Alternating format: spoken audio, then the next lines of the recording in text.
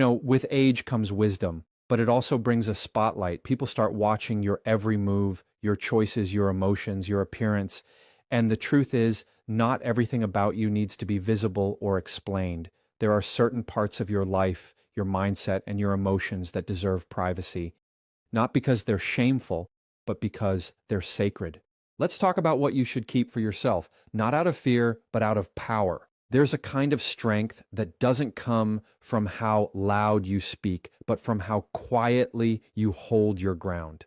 When someone knows what gets under your skin, they hold a piece of your control. Emotional triggers are like switches, small, sensitive, and powerful. And the moment you let people see where they are, you hand them the remote. It's not about being cold or disconnected. It's about choosing peace over reaction. When you learn to protect your triggers, you stop letting others pull you into emotional traps you didn't set. See, the problem isn't that people know you. The problem is when they know too much about what bothers you. Maybe someone criticizes your age, your looks, your choices, or your pace in life, and suddenly you feel the sting. But the truth is, that sting doesn't come from them. It comes from within. They just pressed a button you left exposed. When you guard that button, you keep your composure. You become unpredictable, not in a chaotic way, but in a grounded, self-assured way that says, you can't move me that easily. Hiding your emotional triggers doesn't mean pretending you don't feel. It means you process before you respond. You pause before you speak. You breathe before you let words leave your mouth that you can't take back. When you do that, you create space. Space between what happens and how you react to it. That's where emotional maturity lives. That's where real self-control grows. The goal is not to suppress emotion. The goal is to master expression. Because once you can feel something without it controlling you, that's power in its purest form. Every person you meet is testing boundaries, sometimes without even knowing it. They'll say things to see how far they can go, what kind of response they'll get, what buttons they can push, and when you react too quickly, you show them the code to your peace. But when you stay calm, when you don't flinch, don't frown, don't feed the drama, they realize they have no power over you. Silence becomes your protection. Composure becomes your shield. You start teaching people how to treat you, not by arguing, but by being unshakable. And that's something many overlook. Emotional privacy is self-respect. When you let everyone know what frustrates you, annoys you, or hurts you, you give them leverage, sometimes unintentionally. People talk, people use, and people test. But when you keep your triggers hidden, your peace becomes untouchable. You become harder to manipulate, harder to read, and harder to control. You stop being reactive and start being strategic. You stop being predictable and start being powerful. Not because you're faking it, but because you understand that peace is personal property and not everyone deserves access to it. Think about how many times you've walked away from a conversation feeling drained, angry, or misunderstood. That's what happens when you let people reach parts of you they haven't earned. You don't owe everyone emotional transparency. You can be kind without being exposed, honest without being vulnerable to the wrong audience. Not everyone is a safe place for your feelings. That's why maturity is knowing when to speak and when to stay silent. Because sometimes silence speaks louder. It says, I know what you're trying to do, but I'm not giving you that satisfaction. And here's the truth.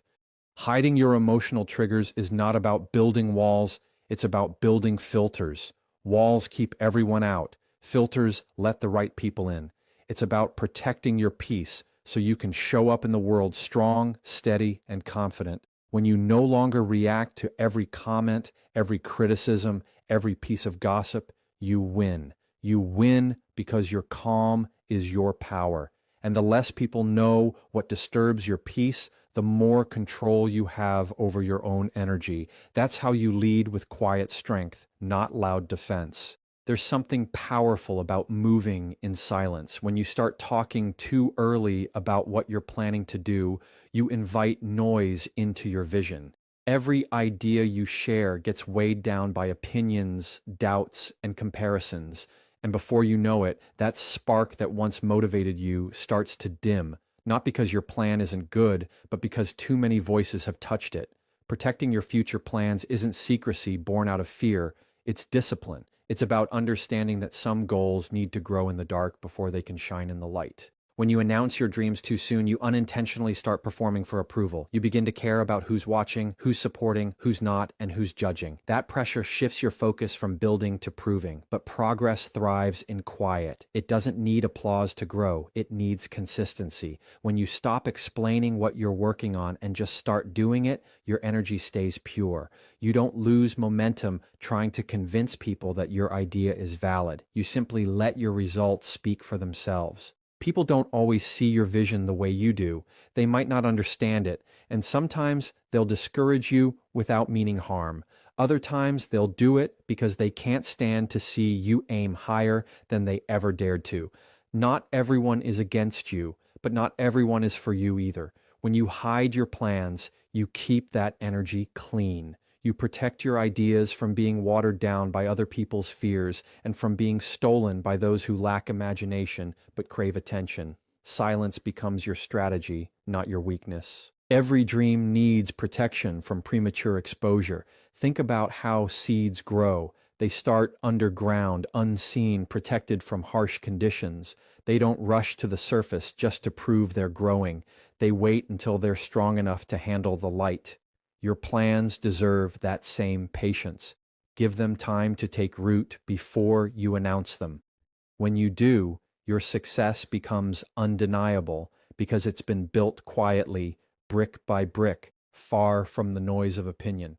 You don't owe the world a preview. You owe yourself the peace to create without interference. There's a quiet confidence in people who move with purpose but without explanation. You see it in the way they work, the way they carry themselves, the way they disappear for a while and come back transformed. They're not secretive, they're focused. They understand that every time they talk about what they're doing, they're releasing energy that should have been used to do it. Protecting your plans is about preserving your focus. It's about using your energy to build, not to justify, explain, or prove your intentions to people who aren't contributing to them. When you speak too soon, you invite distraction.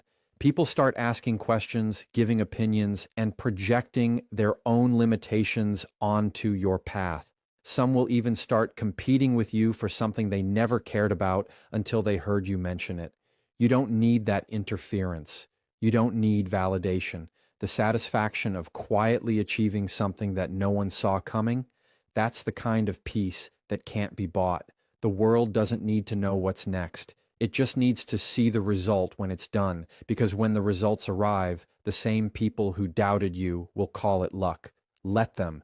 You'll know it was discipline. So hide your future plans not because you're unsure, but because you're wise enough to protect what's still growing. Silence is not emptiness. It's incubation. It's where vision matures and focus sharpens. Keep your dreams tucked close until they're ready to stand on their own.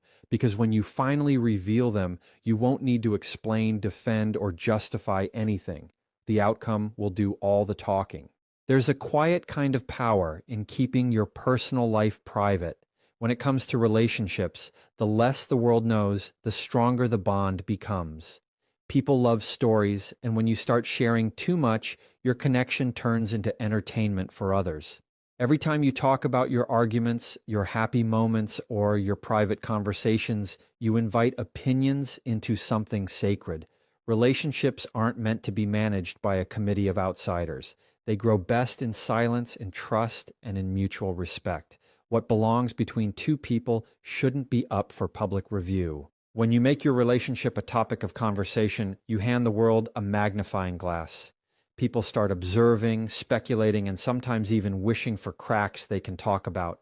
What starts as innocent curiosity can turn into unwanted interference. The truth is, most people don't want advice. They want validation. They want to know they're right. But a relationship isn't about proving who's right. It's about understanding.